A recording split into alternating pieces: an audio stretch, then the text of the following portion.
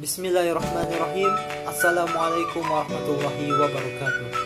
Alhamdulillahirabbil alamin. Allahumma shalli ala sayyidina Muhammad wa ala ali sayyidina Muhammad sallallahu alaihi wasallam. Perkenalkan, nama saya Muhammad Rifki Pratama dengan NIM 2020202128. Di sini saya akan memenuhi tugas mata kuliah Al-Quran Hadis SD, SMP, SMA, yang mana dosen pengampuhnya yakni Ibu Husna Lutfia MPD. Langsung saja, di sini saya akan menjelaskan materi pertemuan ke-9, yakni kelompok ke-7, mengenai daripada surah Al-Anfal ayat 72 dan juga surah Al-Hujurat ayat 12. Langsung saja, yang pertama, surah Al-Anfal ayat 72. Asbabun nuzulnya ya, menurut dari sebuah hadis riwayat Ibnu Jarir dari dan Abu Syekh dari sanad Abu Malik, ayat ini diturunkan berkenaan dengan seseorang laki-laki yang suatu ketika bertanya kepada Rasulullah SAW, apakah kita boleh memberikan harta warisan kita kepada keluarga kita yang musyrik atau menerimanya dari mereka? Sebagai jawaban atas pertanyaan tersebut, turunlah ayat ini. Yang mana artinya daripada ayat ini, sesungguhnya orang-orang yang beriman dan berhijrah serta berjihad dengan harta dan jiwanya pada jalan Allah, dan orang-orang yang memberikan tempat kediaman dan pertolongan kepada orang-orang yang muhajirin, artinya orang yang berhijrah dengan Rasulullah SAW, mereka itu satu sama lain melindungi terhadap orang-orang yang beriman. Tetapi belum berhijrah, maka tidak ada kewajiban sedikit pun atasmu melindungi mereka sebelum mereka berhijrah.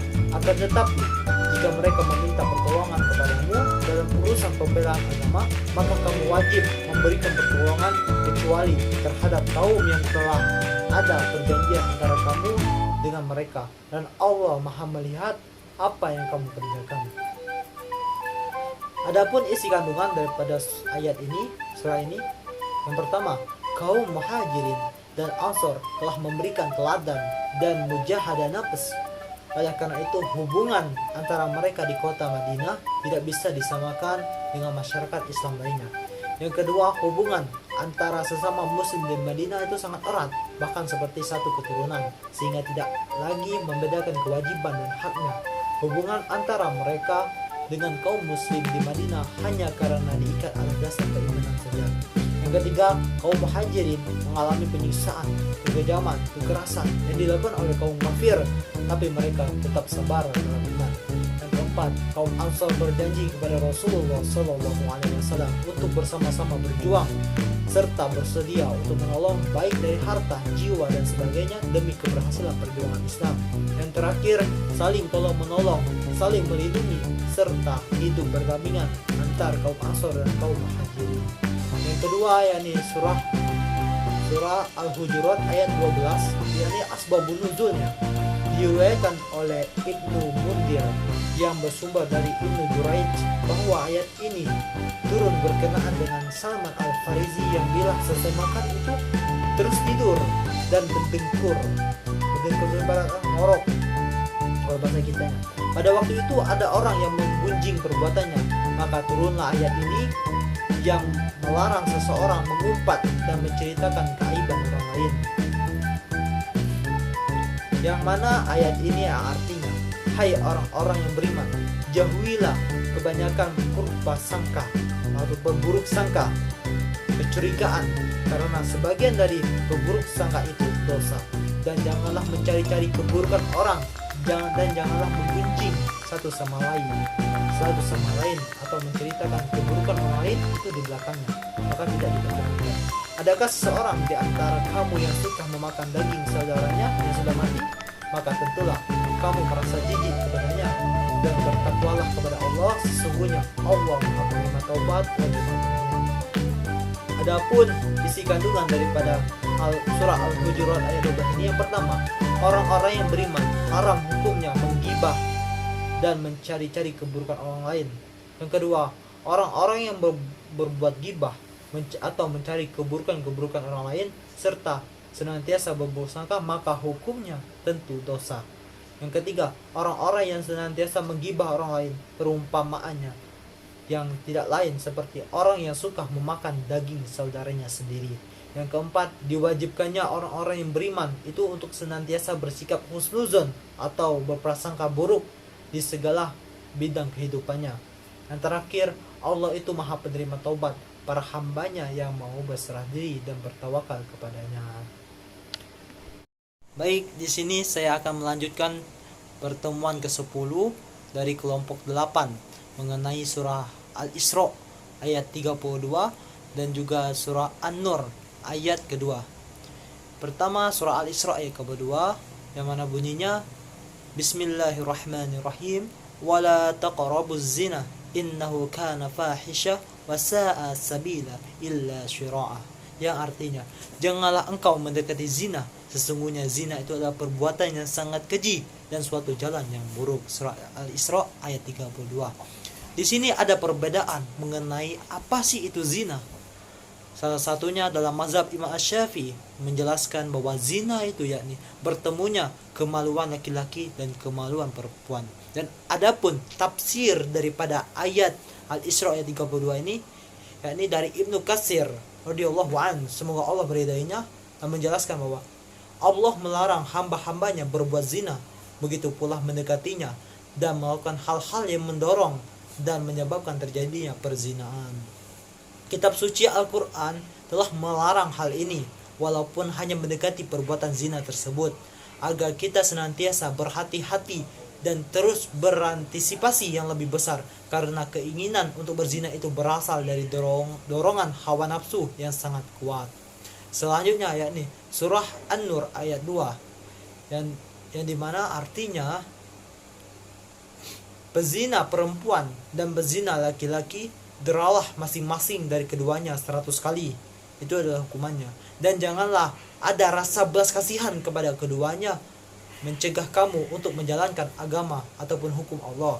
Jika kamu beriman kepada Allah dan hari kemudian, dan hendaklah pelaksanaan hukuman mereka disaksikan oleh sebagian orang-orang yang beriman. Dan adapun tafsir daripada ayat An-Nur, surah An-Nur ayat kedua, ini dari tafsir Kementerian Kemenak, surah ini mengandung ketentuan hukum yang pasti, salah satunya hukum perzinaan kepada pezina perempuan yang belum pernah menikah, dan demikian pula pezina laki-laki yang belum pernah menikah. Deralah masing-masing dari keduanya 100 kali jika perzinaan keduanya terbukti sesuai dengan syarat-syaratnya, dan janganlah ada rasa belas kasihan kepada keduanya yang membuat mencegah kamu untuk menjalankan agama dan hukum Allah. Jika kamu beriman kepada Allah dan hari kemudian, salah satu konsekuensinya iman adalah melaksanakan hukum Allah, dan hendaklah pelaksanaan hukuman mereka disaksikan oleh sebagian orang-orang yang beriman, sedikitnya 3 atau 4 orang, agar hukuman itu menjadi pelajaran bagi pihak-pihak yang melihat dan mendengarnya. Baiklah, selanjutnya saya akan menjelaskan pertemuan ke-11, yakni surah Az-Zumar ayat 39 dan juga surah At-Taubah ayat 105. Yang pertama, surah Az-Zumar ayat 39 yang artinya, katakanlah hai kaumku, bekerjalah sesuai dengan keadaanmu, sesungguhnya aku akan bekerja pula, maka kelak kamu akan mengetahui. Adapun isi kandungan daripada surah Az-Zumar ini, yang pertama, Allah memerintahkan kepada umat Islam agar menyembah kepada yang berhak untuk disembah, yakni Allah SWT, sesuai kemampuan. Yang kedua, semua jenis ibadah yang mampu dilakukan oleh manusia hendaklah dilakukan secara ikhlas karena Allah Ta'ala. Yang terakhir, untuk mempertahankan kehidupan di dunia, manusia hendaklah bekerja sesuai keahlian ataupun sesuai bidangnya masing-masing sehingga hasilnya itu maksimal. Selanjutnya, yakni surah At-Taubah ayat 105 yang artinya, dan katakanlah, bekerjalah kamu, maka Allah akan melihat pekerjaanmu. Begitu juga Rasulnya dan orang-orang mukmin. Dan kamu akan dikembalikan kepada Allah yang maha mengetahui yang gaib dan yang nyata. Lalu diberitakannya kepada kamu apa yang telah kamu kerjakan. Selanjutnya, isi kandungan daripada surah At-Taubah ayat 105 ini, yang pertama, memerintahkan orang-orang beriman untuk beramal dan bekerja. Sebaliknya, orang beriman itu dilarang bersikap malas dan membuang-buang waktu. Sesuai pepatah mengatakan, yakni al-waktu kasyaib idza lam taqtahu qat'aka. Waktu itu bagaikan pedang, jika kamu salah menggunakannya maka pedang itu akan menggores lehermu sendiri. Yang kedua, Allah melihat dan menilai setiap amal hambanya, karena setiap amal harus dilakukan dengan ikhlas, bukan karena riya bukan karena sombong, ujub dan sebagainya, ataupun mengharap pujian manusia. Inilah etos kerja orang mukmin. Ya, selanjutnya ayat ini memotivasi orang-orang beriman untuk bersungguh-sungguh, sebagaimana pepatah mengatakan manjadda wajadah, barang siapa yang bersungguh-sungguh maka dia akan mendapat, dalam proses amal dan pekerjaannya, karena proses inilah yang dilihat dan dinilainya oleh Allah SWT. Yang selanjutnya, Allah Maha mengetahui seluruh perbuatan manusia, baik yang tersembunyi maupun yang terang-terangan. Allah Maha mengetahui niat dan kualitas amal hamba-hambanya.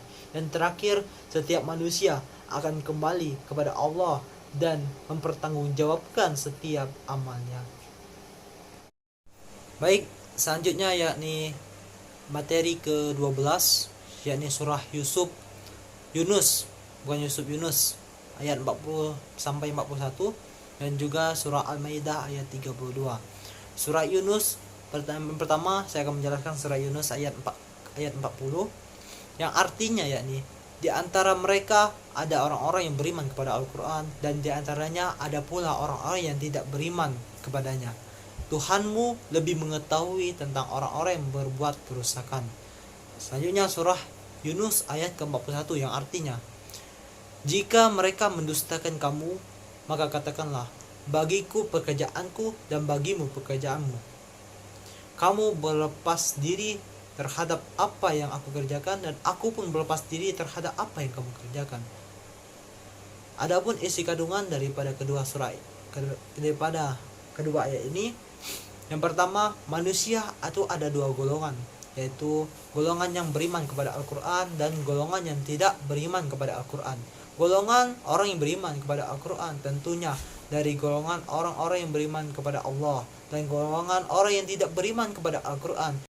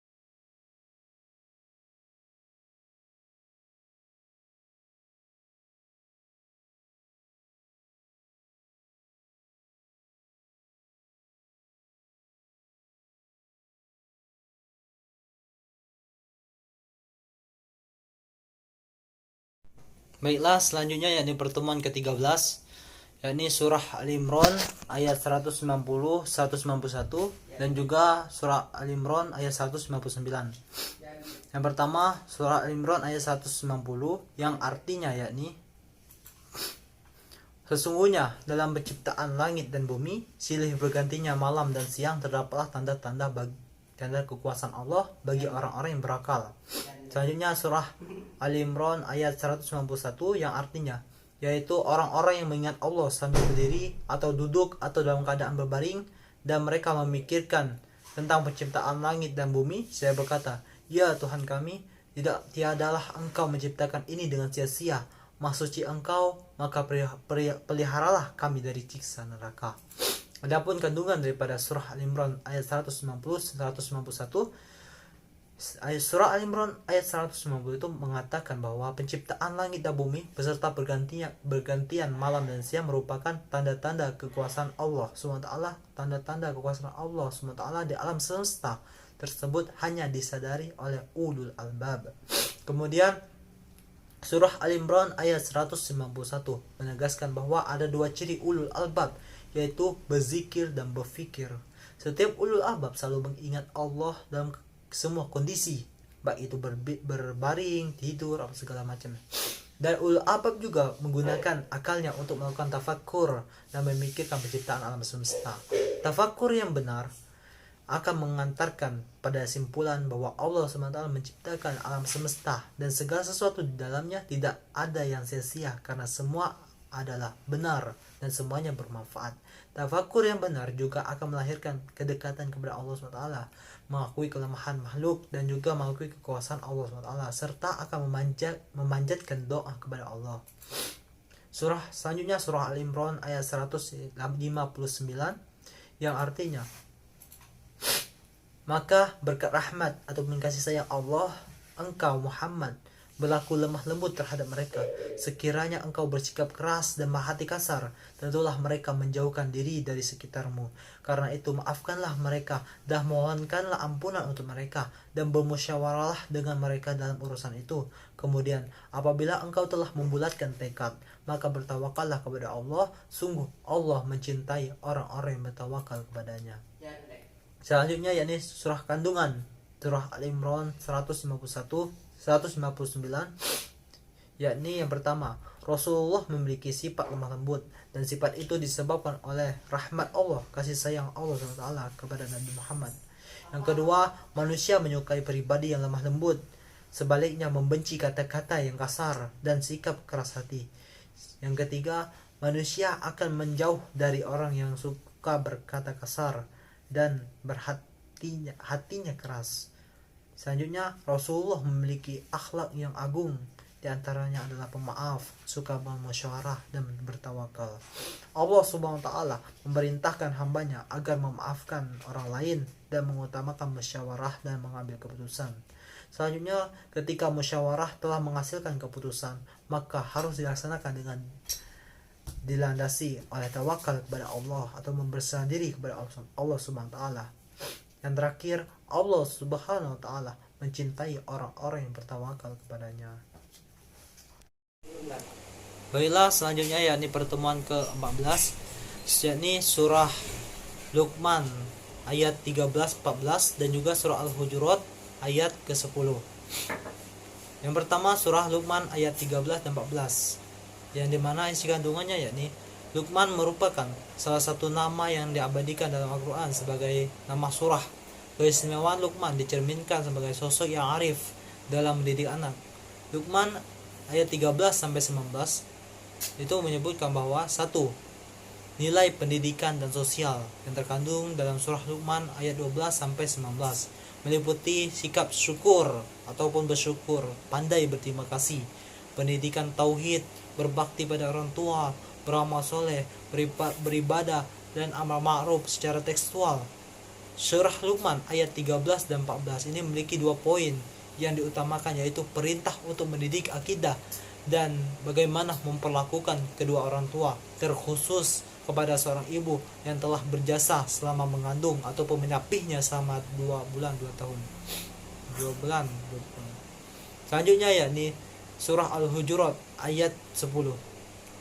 Adapun isi kandungannya yakni yang pertama, terdapat berbagai pelajaran yang dipetik dari surah Al-Hujurat ayat 10, yaitu yang pertama, Pelajaran pertama adalah peperangan yang terjadi di antara sesama mukmin merupakan salah satu dosa besar yang dimana terjadi. Salah satunya kita mengambil ke tema yang lain, yakni seperti perang Siffin yang terjadi oleh kepada Sayyidina Ali dan juga pada Musailamah Al-Kadzab pada saat itu sama mukmin. Merupakan itu salah satu dosa besar. Jadi keimanan dan persaudaraan tidak hilang dengan adanya peperangan sesama mukmin, seperti halnya dengan dosa-dosa besar lain selain syirik. Dan inilah pendapat yang dianut oleh Ahlus Sunnah wal Jamaah. Dan yang pelajaran yang kedua adalah wajib mendamaikan sesama mukmin yang bertikai secara adil. Wajib memerangi pihak yang berbuat aniaya hingga mereka mau kembali pada perintah Allah Subhanahu wa taala.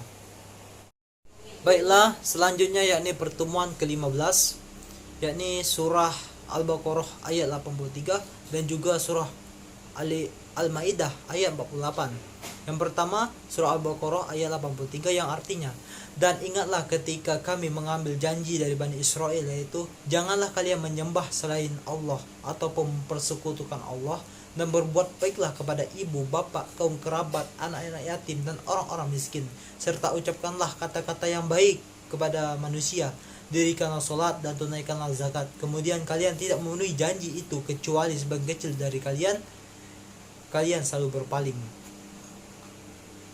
Dan selanjutnya yakni kandungan daripada surah ini. Yang pertama, Allah telah mengambil perjanjian dari Bani Israel yang berisi pokok-pokok agama yang harus diamalkan.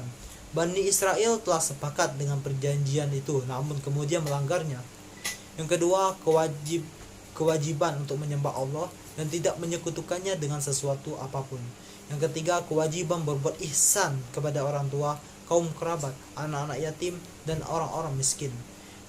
Yang keempat, kewajiban mengucapkan kata-kata yang baik kepada orang lain.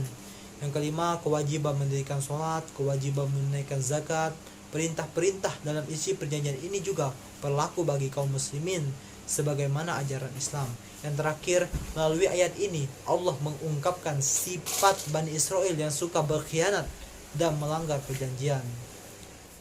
Selanjutnya yakni surah Al-Maidah ayat 48 yang artinya, dan kami telah menurunkan kitab Al-Quran kepada Muhammad dengan membawa kebenaran yang membenarkan kitab-kitab yang diturunkan sebelumnya dan menjaganya.